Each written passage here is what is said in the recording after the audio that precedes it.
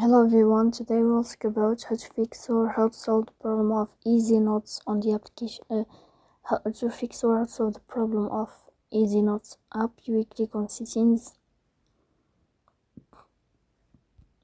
Sorry, we will go to the first page of settings. Here you can click on apps, default apps, app settings. On above you can search about easy notes. Here you can click on first stop and you can click OK. After that you'll enter to the window of storage. Here you can click on clear cache.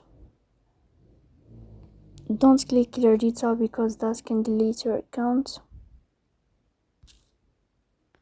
In the end you can